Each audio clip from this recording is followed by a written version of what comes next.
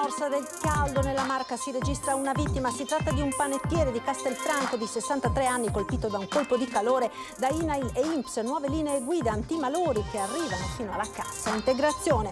L'ondata di caldo che sta investendo anche la provincia di Belluno potrebbe avere le ore contate almeno in montagna, in corso temporali e grandinate. Chiusa la 51 a Fiames per alberi caduti. Portando con sé una bottiglia di benzina è salito su un taxi minacciando di darsi fuoco davanti al tribunale di Treviso. 59enne intercettato e bloccato dai carabinieri. Controlli straordinari della polizia locale di Asolo lo scorso fine settimana, tra i multati anche un automobilista che correva in centro abitato a 108 km/h. La strage di Santo Stefano di Cadore, interrogatorio di garanzia per Angelica Atter. La 32enne si è avvalsa della facoltà di non rispondere. Nel frattempo emerge un particolare dalla stampa tedesca finora sconosciuto. La via del mare per la prima volta a tempi e costi certi, ma di fronte all'annuncio del presidente del Veneto Zaia, i sindaci frenano gli entusiasmi e chiedono nuovi approfondimenti. Tante stelle disegnate sulla strada. Oderzo, via Mazzini cambia look, cittadini perplessi, opposizioni all'attacco. Presenteremo un esposto, ma per il sindaco Scardellato si tratta di un progetto condiviso. Buonasera e ben ritrovati con l'edizione di Treviso dei nostri telegiornali. La grande ondata di calore dunque in primo piano e il primo decesso causato dalle temperature roventi in Veneto è quello di un 63enne di Castelfranco colpito da malore mentre lavorava nella sua panetteria. Sentiamo. Sicuramente comunque col tipo di lavoro, col caldo che va via, non è che fosse stata una cosa tranquilla, specialmente per lui. E stavolta è andata molto male, sembrava forse che riprendeva anche, ma invece no. La chiamata al pronto soccorso è delle 9:30. Olindo Zuanon era nel suo forno una notte passata a fare il pane. Ad un certo punto il crollo, cade a terra. Arriverà all'ospedale di Castelfranco Veneto con una temperatura oltre i 41 gradi. Una situazione disperata per questo grande lavoratore dal cuore fragile. Olindo aveva un piccolo dispositivo cardiaco. Per 3 ore i sanitari hanno tentato di rianimarlo. Dopo diversi attacchi cardiaci il 63enne è spirato nel reparto di rianimazione dell'ospedale di Castelfranco Veneto. Gestiva insieme alla moglie Michelle e ai figli lo storico panificio pasticceria Zuanon. In un primo momento tanti hanno sperato che Olindo Zuanon potesse farcela.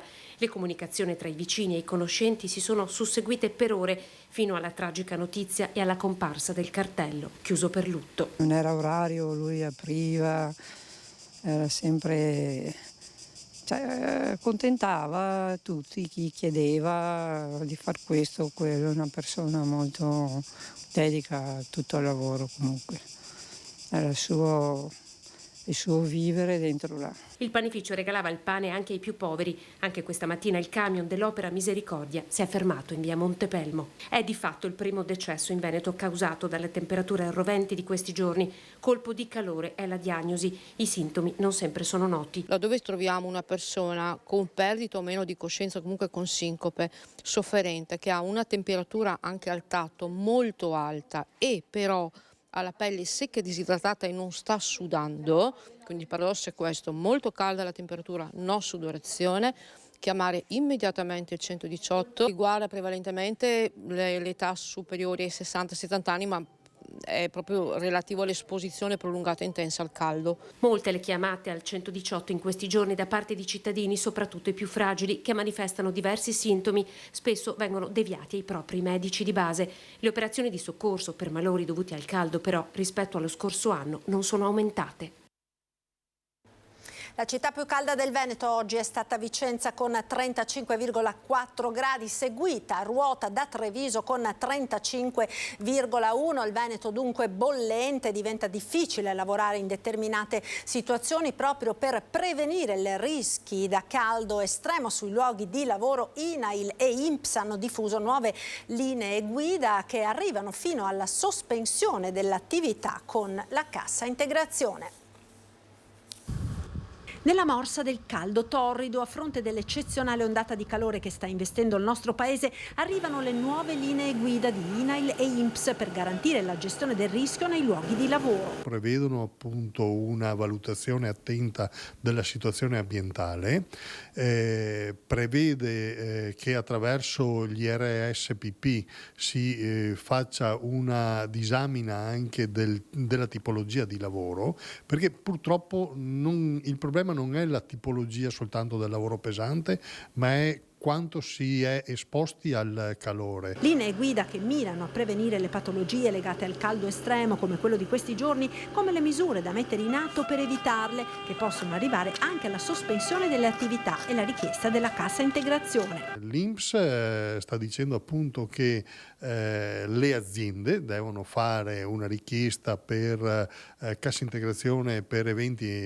meteorologici, per alte temperature, quando si superano i 35 gradi, ma anche qua, quando si superano i 35 gradi, che devono essere associati con anche la situazione dell'umidità, per cui i 35 gradi percepiti, non quelli segnati dal termometro, possono essere anche inferiori ai 35 gradi centigradi, ma il combinato disposto tra umidità e temperatura deve essere valutato da dei tecnici che possono dire non ci sono le condizioni per lavorare e bisogna fermarsi. Le misure vanno recepite e seguite, dice Leopoldo Destro, presidente di Assindustria Veneto Centro. Ognuno deve prendere in base anche alle diverse lavorazioni che vengono eseguite nelle aziende le misure cautelative adeguate ad un momento sicuramente straordinario di caldo. Io penso che vada, ribadisco, interpretata caso per caso, situazione per situazione. Si parla molto di welfare di aziendali, fa star bene le persone, questo penso che sia indiscutibilmente uno di questi casi, e quindi bisogna sicuramente stare attenti e vicini ai propri collaboratori. Portando con sé una bottiglia di benzina è salito su un taxi e si è diretto al Tribunale di Treviso minacciando di darsi fuoco. I carabinieri della compagnia di Treviso hanno impedito ad un 59enne di mettere in atto il suo intento. L'episodio ieri mattina, mentre oggi l'uomo è stato formalmente denunciato per resistenza a pubblico ufficiale, procurato allarme. Verso mezzogiorno l'equipaggio dei carabinieri ha intercettato il taxi sul quale era salito il 59enne. I militari sono riusciti a metterlo in sicurezza nonostante tentasse in maniera energica di sottrarsi al controllo, sequestrandogli la bottiglia di benzina. L'uomo è stato poi condotto in caserma, dove gli è stato notificato il foglio di via obbligatorio con divieto di ritorno nel comune di Treviso per la durata di 3 anni, foglio di via emesso dalla questura di Treviso. L'aveva annunciato dopo l'assemblea di Asco Holding e lo ha fatto Marco Serena, già sindaco di Villorba. Si è dimesso da consigliere comunale in aperta polemica con la segreteria provinciale della Lega, proprio nelle ore in cui il nuovo CDA della società ha confermato Graziano Panighella alla presidenza. La politica vive di segnali e se la politica non è capace di raccogliere i segnali che arrivano dai sindaci del territorio, allora è bene far capire alla politica che qualcuno questi segnali, queste circostanze invece le legge e che è opportuno prestarci attenzione. E il segnale forte e chiaro è quello delle dimissioni da consigliere comunale di Villorba e di conseguenza da capogruppo della Lega di Marco Serena, per 2 volte sindaco e figura di primo piano del Carroccio trevigiano. Serena lo aveva annunciato la sera stessa dell'assemblea per la nomina del nuovo CDA di Asco Holding, quando la lista trasversale sostenuta da una fronda di sindaci, con lui papabile presidente, è stata stoppata dall'asse creato dai segretari provinciali di Lega e Forza Italia, Coin e Chies. Per Serena si è automaticamente chiuso un capitolo politico. Credo che abbiano fatto un errore fondamentale nella vicenda di Pieve di Soligo, di Asco Holding, perché quello è sempre stato il luogo di confronto dei sindaci. Voler sostituire il luogo di confronto dei sindaci il luogo di confronto delle segreterie ritengo sia stato un errore.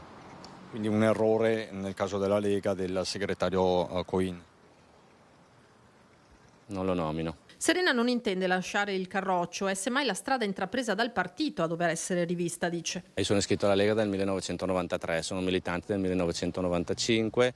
Al momento qualche volta ho alzato qualche voce critica, non è la prima, forse non sarà neanche l'ultima. Io vorrei che ci fosse una sensibilità che porti tutti la segreteria a ringraziare i sindaci che sollevano dei problemi, perché il dialogo interno è fondamentale per crescere. Dovesse esserci invece un'altra lettura, credo che sarebbe un autogol enorme. Un problema che non riguarda solo la Lega, ma tutto il centrodestra. Quanto al futuro di Asco Holding, alla cui guida il CDA ha eletto in queste ore, come previsto, Graziano Panighel, Serena auspica che venga salvaguardata quella che lui definisce l'ultima cassaforte di famiglia. Mi auguro che il Presidente Panighel, magari se avrà modo di sentire questo appello, ci ragioni, che si relazioni più con i sindaci e con le esigenze del territorio con quelli che sono gli appetiti delle segreterie. Lo state vedendo dalla prima edizione scorrere nei nostri telegiornali, è il sondaggio di oggi relativo al caro prezzi. Carrello alle stelle: serve un tetto ai prezzi? Questa è la domanda alla quale vi chiediamo di rispondere come sempre con una chiamata gratuita ai numeri che vedete in sovraimpressione. Il risultato del nostro sondaggio andrà in onda come sempre questa sera nel corso di Ring, in onda a partire dalle 21:15. E tra i temi che verranno affrontati questa sera ancora anche quello dei migranti e dell'accoglienza diffusa. Ne abbiamo parlato anche ieri sera, dalla provocazione del presidente ANCI Mario Conte sulla caserma Serena ai primi cittadini della Marca, con i comuni di San Zenone e Volpago che si dicono in grado di non accogliere alcun migrante. L'accoglienza diffusa, ma nella pratica, nella vita reale, ovvero quella di un comune di 7.200 abitanti come San Zenone degli Ezzelini o Volpago del Montello, 10.200 abitanti. Io sono in una situazione nella quale ho avuto recentemente vari sfratti di varie persone, di varie famiglie che vivevano e risiedevano a San Zenone e non riuscivo a trovare loro una sistemazione anche provvisoria per poter inserirli, per poterli farli anche poi riprendere quella che è la loro vita in società. Come posso io oggi prendere e ricominciare ad accogliere, come ho fatto, perché abbiamo fatto anche con i profughi ucraini. Non abbiamo immobili, non abbiamo neanche case ATER, non ci sono disponibilità perché sono, qualora appunto c'erano delle abitazioni libere, sono state assegnate. E non voglio nascondere, neanche io sono d'accordo con il sindaco che ha detto prima, cioè conclusi 2 anni di fermo degli sfratti, anche a Volpago ci sono queste situazioni molto importanti. Per gestire l'emergenza ucraina, privati e Caritas hanno messo a disposizione volontari e strutture. Oggi l'emergenza si chiama immigrazione, con numeri impressionanti di sbarchi a Lampedusa. I primi cittadini potrebbero diventare, con il protocollo firmato dalla Regione con ANCI, parte attiva della catena nella gestione dell'accoglienza, a fronte della creazione di una cabina di regia. Eppure né San Zenone né Volpago in quota Lega confermano di poter accettare un numero anche esiguo di migranti, se non per pochi giorni. Un posto vediamo se lo troviamo a costo di pagargli un bed and breakfast o qualcos'altro, è logico che un sindaco si attiva. Il presidente ANCI Mario Conte, ospite ieri sera di Christian Arboitering, cerca di placare la polemica politica. I respingimenti, siamo al governo e quindi evidentemente non deve chiederli né a Zaia né a Conte, dovrebbe chiederli alla Meloni. In più da re si trova anche in Europa, no? E proprio lì dovremmo combattere per mettere la parola fine a questa emergenza. Quando dice se Conte vuole portarseli a Treviso, io ricordo che me ne sto ritrovando senza la mia volontà 500 dentro la caserma Serena. Già quelle 500 sono troppe e chiederò anche al prefetto di procedere con lo svuotamento. Quando? Ma nelle prossime ore. Io già oggi mi sono sentito telefonicamente. Ancora cronaca, controlli straordinari della polizia locale di Asolo lo scorso fine settimana, tra i multati anche un automobilista che correva in centro abitato a 108 km/h. È stato fermato dalla polizia locale mentre sfrecciava a 108 km/h in via Vallorgana a Pagnano d'Asolo, strada urbana in centro abitato dove vige il limite dei 50 orari. E per l'automobilista, un 44enne di Asolo, è scattata la stangata, ritiro della patente, multa da 544 euro e decurtazione di 10 punti. È accaduto lo scorso fine settimana ad Asolo. Questa è la più grave ma non l'unica infrazione rilevata dalla polizia locale nel corso dei controlli stradali messi in atto preposto per la prevenzione degli incidenti. Complessivamente sono stati controllati 141 veicoli. Gli agenti hanno elevato altre 3 sanzioni per eccesso di velocità, con 173 euro di multa e decurtazione di punti. Ci sono state poi multe per mancato uso delle cinture di sicurezza, 81 euro e 5 punti in meno, 2 sorpassi non consentiti, 41 euro e 2 punti, eppure una patente scaduta. In quest'ultimo caso 158 euro di multa. I controlli, annuncia il sindaco di Asolo Mauro Migliorini, continueranno anche nei prossimi giorni, specie nei fine settimana, con un impegno della polizia locale volto anche al contrasto dell'uso di stupefacenti e alcol alla guida e a fenomeni di disturbo della quiete pubblica. L'export trevigiano è il secondo in Veneto, con 4.056 milioni di euro nel primo trimestre, è cresciuto del 4,9% anche nei confronti della Germania, dove il PIL si sta però contraendo. Oscar Bernardi, presidente di Confartigianato Imprese Marca Trevigiana, così commenta: i dati mostrano i chiaroscuri dell'export trevigiano, i settori che crescono o arretrano a livello mondiale sono gli stessi in crescita o in calo rispetto al mercato tedesco. Test di accesso per la facoltà di medicina. L'aumento dei posti deciso dal Ministero dell'Università porterà a Treviso una trentina di studenti in più all'anno. Una bella notizia, commenta il direttore dell'ULSS 2 Benazzi, perché speriamo che una volta laureati restino a lavorare nella Marca.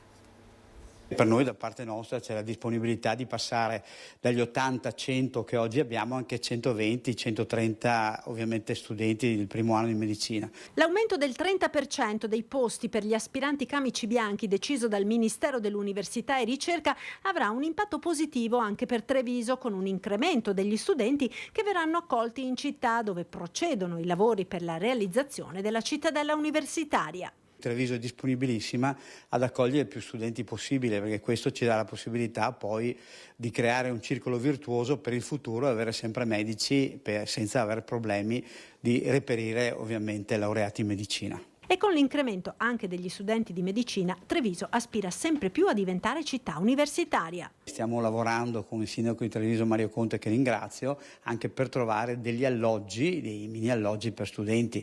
Quindi gli studenti troverebbero una situazione importante dal punto di vista logistico, sia per quanto riguarda gli alloggi per poter vivere a Treviso, a costi ovviamente calmierati, sia per quanto riguarda poi anche gli spazi per fare attività sportiva e per avere aule a disposizione. La Via del Mare per la prima volta a tempi e costi certi, ne ha dato notizia ieri il presidente della regione Zaia durante la cerimonia di inaugurazione della nuova rotonda a Vallio di Roncade, una notizia che ha scatenato già le reazioni dei primi cittadini. Sentiamo. Lei pensi alla mia preoccupazione da sindaco, che vede l'innesto tra la tangenziale di Treviso, quindi la SR53, e come punto di passaggio poi alla Treviso Mare, perché la Treviso Mare inizia a Silea.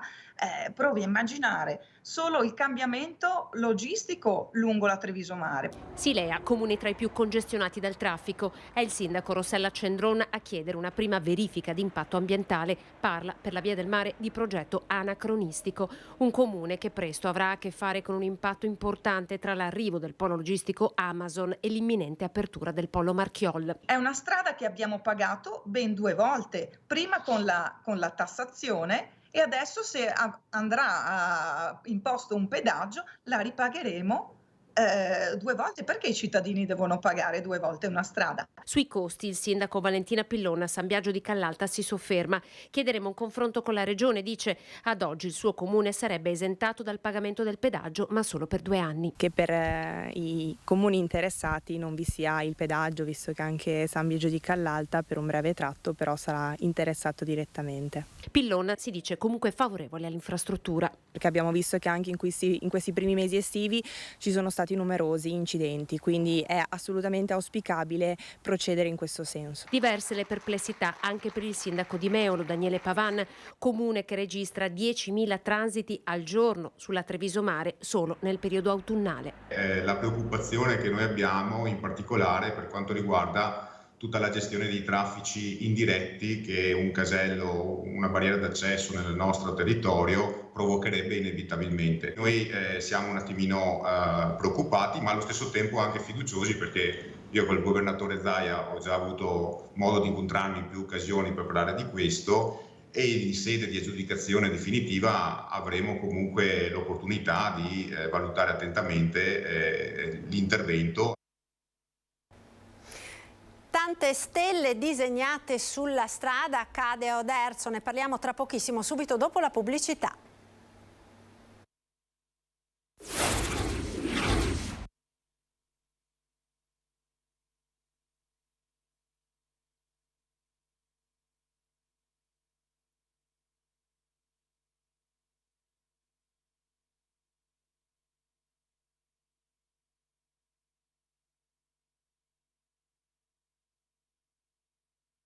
Tante stelle disegnate sull'asfalto in via Mazzini ad Oderzo, cittadini perplessi e opposizione all'attacco. Vediamo.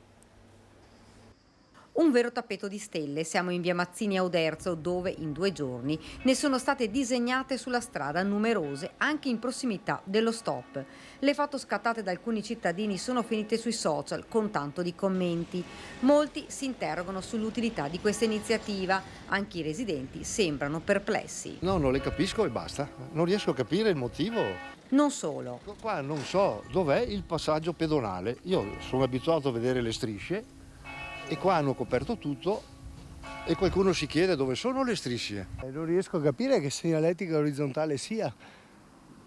No. Infatti volevo chiederlo a lei. Ieri una persona passando ha detto che hanno ripreso una parte del gonfalone di Oderzo, perché nel gonfalone di Oderzo ci sono 2 stelle a 6 punte, però non saprei dirle di più. Ma le piacciono? Se mi piacciono, devo essere sincero, no. Una voce fuori dal coro. È una cosa originale. Le piace? Sì, come novità, sì. Consiglieri di opposizione all'attacco. La cosa che ci lascia basiti è il significato di queste stelline messe a terra.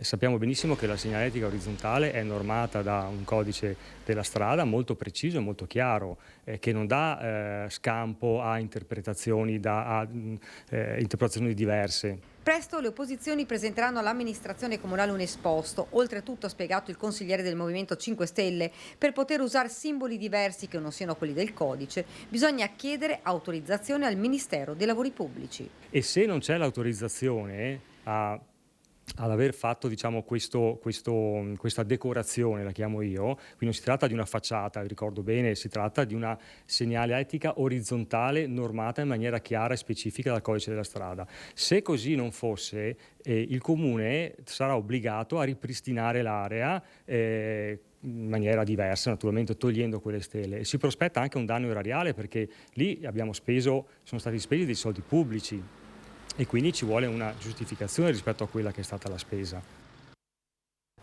E sentiamo ora la spiegazione della sindaca di Oderzo, Maria Scardellato, appunto su queste stelle di via Mazzini.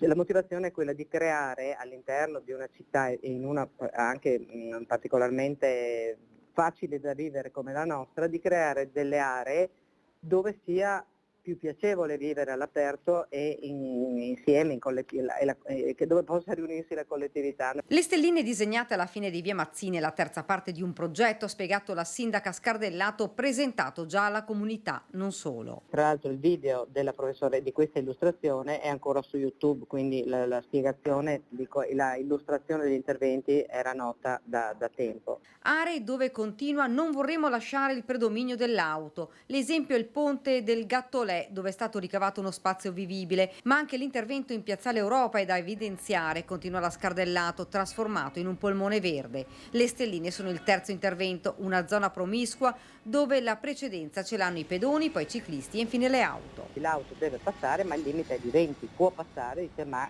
pianissimo, quindi lo scopo è far andare piano la macchina e queste stelline e queste pavimentazioni particolari servono a rendere evidente che quella è un'area di uso promiscuo e che quindi la macchina deve andare molto piano. Sulla questione sollevata dalle opposizioni, che qualsiasi segnaletica deve essere autorizzata dal Ministero dei Lavori Pubblici, questa è una cosa tecnica che verrà verificata, non lo so, la professoressa Viganò mi ha detto che è stata fatta in altre parti d'Italia, cioè non siamo noi gli unici sperimentatori, l'ha già fatta altrove, quindi adesso verificherò. Spazio ora alle notizie da Belluno e provincia.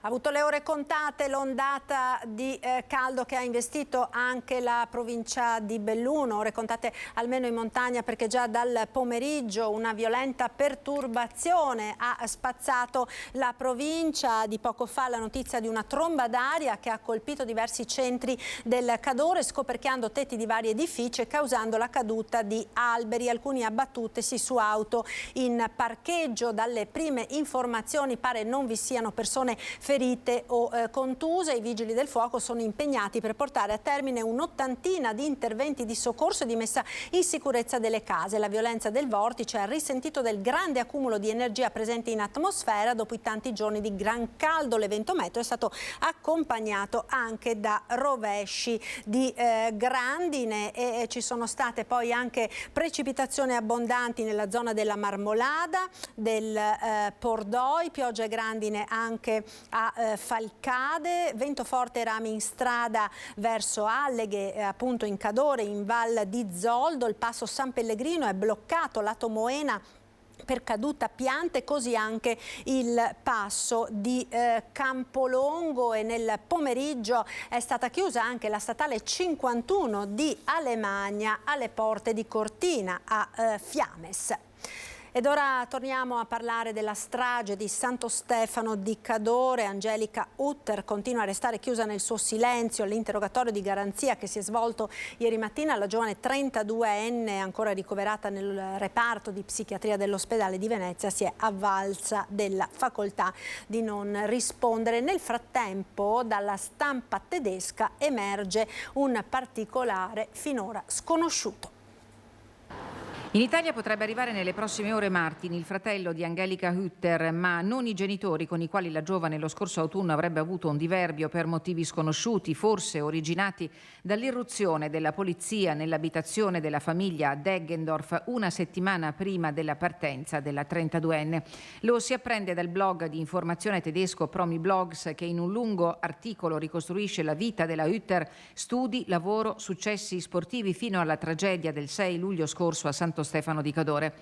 Promi Blogs riferisce che una settimana dopo l'irruzione della polizia, la 32enne caricò l'auto intestata al padre, una valigia, un materasso e cibo in scatola, l'indispensabile per un viaggio nel sud dell'Europa interrotto bruscamente nel pomeriggio di quasi 2 settimane fa.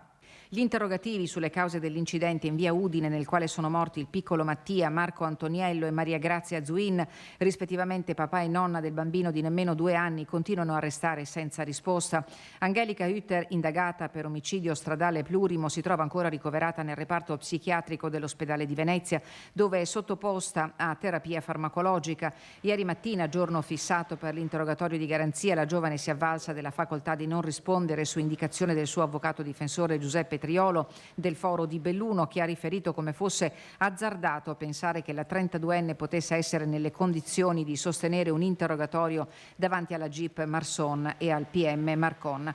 Peraltro le condizioni di impedimento non sono cessate, quindi per il momento Angelica Hutter, pur piantonata, non può rientrare nel carcere femminile della Giudecca. Le indagini proseguono a ritmo serrato. I carabinieri hanno acquisito almeno 2 video e testimonianze sul posto.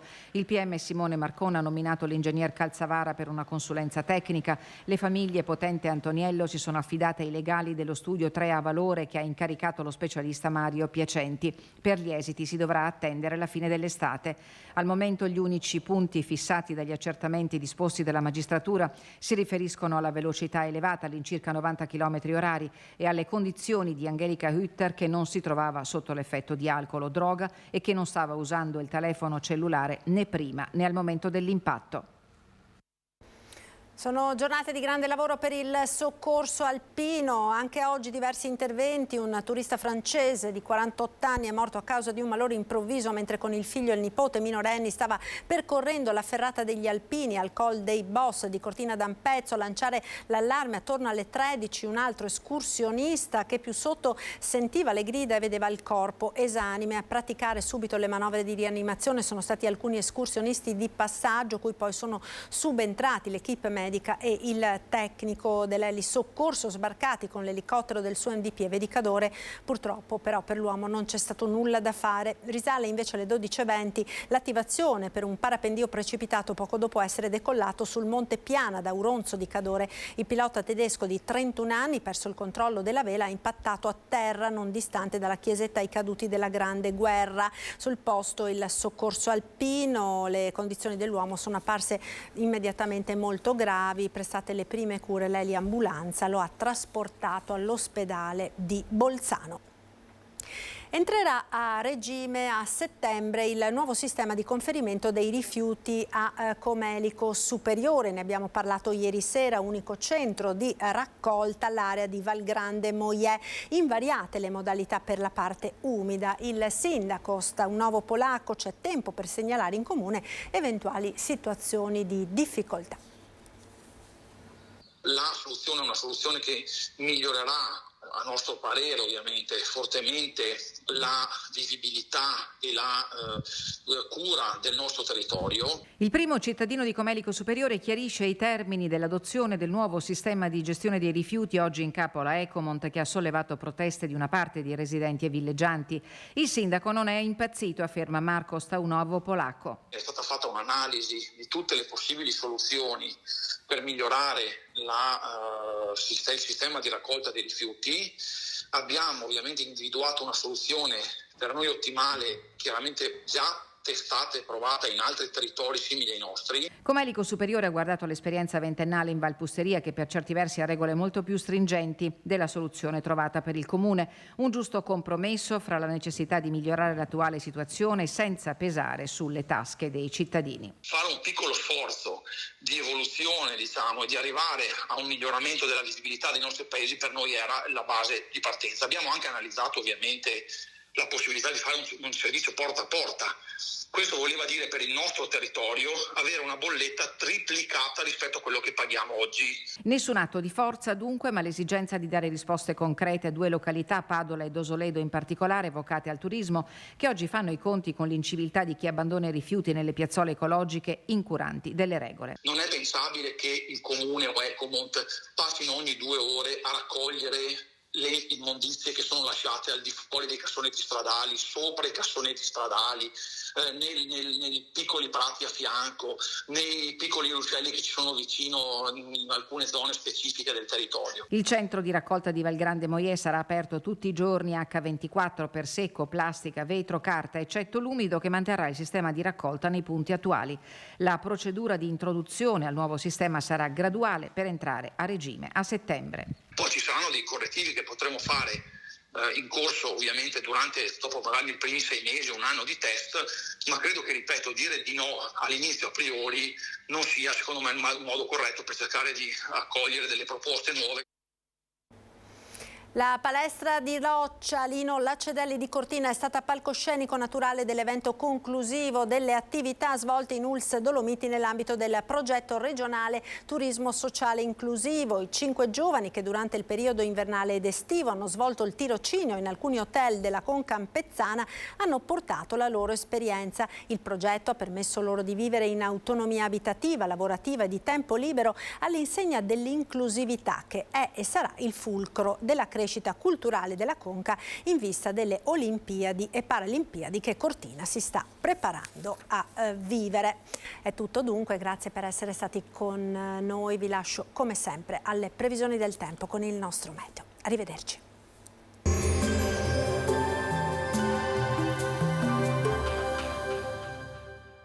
Entra nel mondo Lolato. Da oltre 40 anni un team di professionisti per migliorare la qualità della tua vita. Centro del piede con servizi di podologia. Laboratorio per la produzione di plantari e calzature su misura.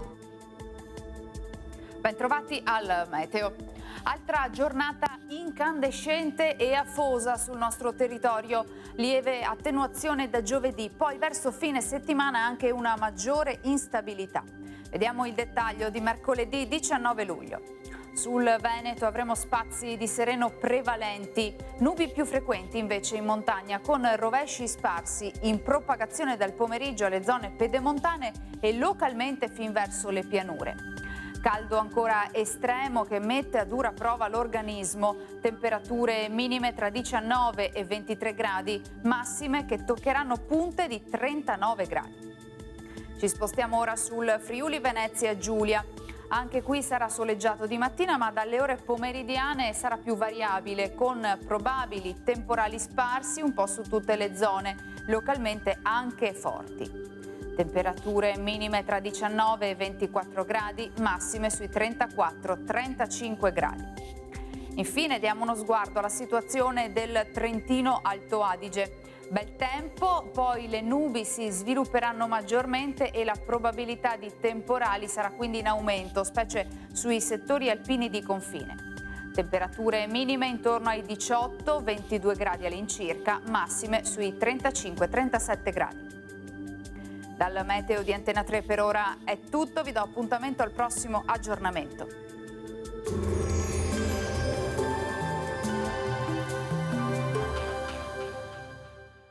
Busti, tutori e protesi di arto personalizzati. Ortopedia e sanitaria Lolato. A Treviso e Montebelluna. Lolato, soluzioni per star bene.